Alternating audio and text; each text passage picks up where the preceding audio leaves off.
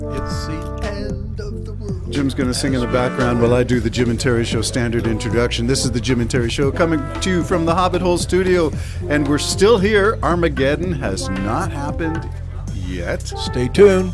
Stay tuned. Jim, bring it up full volume now. Sing the whole thing. REM. What?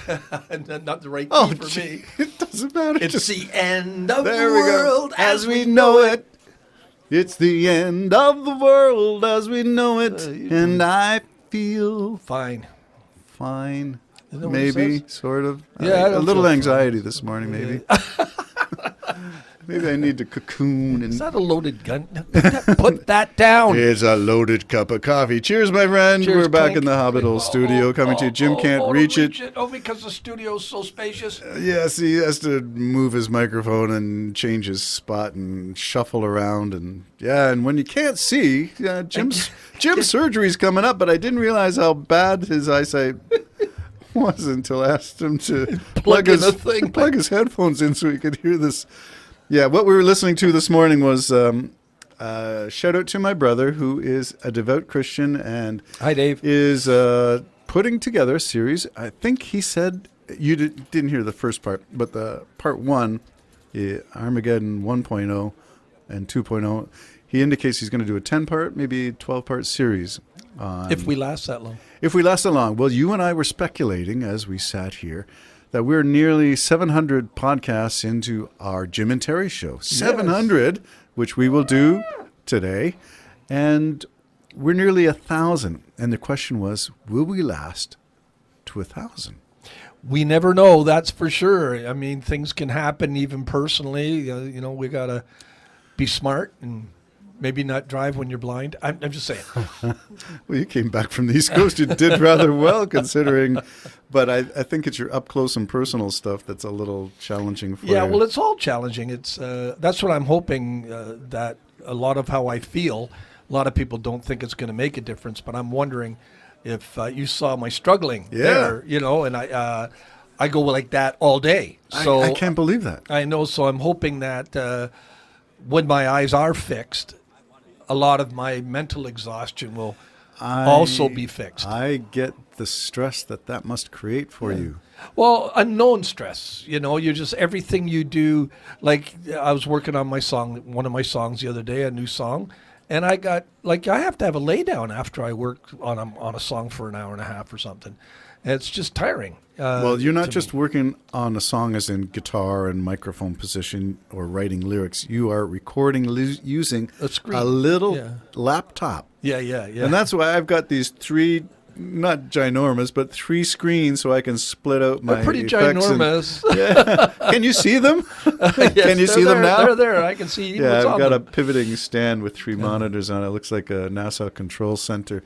That's I like it. I I think it's can cool. see Yeah. what I'm doing, and it's important. And I don't know how you struggle. I get the mental fatigue. Yeah, when your eyes- it is mental fatigue for sure. That's what, and it's funny to say. I'm actually hoping that when my eyes are operated on and I can start seeing like normal people again, and my eyes aren't fighting each other, I'm hoping that I'm going to feel a lot better. Yeah, your and exhaustion. I'm banking on that, but I won't die if it doesn't happen. No, but- you know someone who had the same procedure just ahead of you, and it's not going so well. Yeah, she was struggling quite a bit with hers, and they were talking about how big her cataracts are, and having to remove, and she looked like someone punched her right in the face, and it took quite a while. I don't even think the first eye is completely healed. She's already got the second one done as well. Wow. So I know other people that say instantaneously they could see, just bang, right away. So I guess it depends on how severe your eye situation is. So we'll have to wait and see. But I'm looking forward to getting it done. We willingly submit ourselves to a laser that they are going to use? Oh, yeah. Yeah, well, the reason I went laser, I was going to do it without laser. And I said, okay, well, before we put the final numbers in there, what's the difference between the laser and the surgeon doing it? She said accuracy. I went, all right, I guess laser will be my choice. You can have gifted surgeons and have an off day. Yeah, well, yeah, where were you last night, and but it was my child's 10th birthday, and I had one too many. Wow, And that's why I can't see for the rest of my I life. often wonder if, hospitals with their surgical wards and all the stuff that's going on, people with all the needs for surgical intervention, how there aren't more things, complications. Well, I think you'd be blown away if you saw how many things are. I know a lot of people had to be operated on for the second time, and I'm thinking it's almost a money grab. I hate to say that. But Wow. no, I've seen people have to be operated 2 times after the first operation because something went wrong or it didn't hold or all this. And I'm thinking, are you getting paid every time? I mean, if a mechanic puts in a new part of your car, and you say it doesn't work, you go back. The mechanic ain't going to charge you the labor. They're going to fix that. But does a surgeon have that same? I doubt it. So if an operation, if he gets $30,000 an operation and can get 3 out of the same person, the same thing, that's 90,000, and simply say, "Oops," I don't know. You know me, I just trust more than I trust. Yeah, so where did all that come from? That sort of took us onto the theme of where we're at today, which was the idea of hate. And hate is based on not trusting. So who are we not trusting, and who are we hating? Well, I think we got to watch the hate, and because this whole show was going to be about the whole Hamas and Israel, that horrible. If you were attack. Trump, not to pick on him much, but if you're Trump, it's hummus. Yeah, well, it was funny because I was at a friend's house and all of a sudden everybody said hummus and we couldn't figure out the right name. No, I'm serious. No, it's not hummus. It's, we're not eating this thing. It's, and eventually we Hamas. Even now when I go to hummus, I have a rough time going back to Yeah, Hamas. because now it's a mental association with Trump's.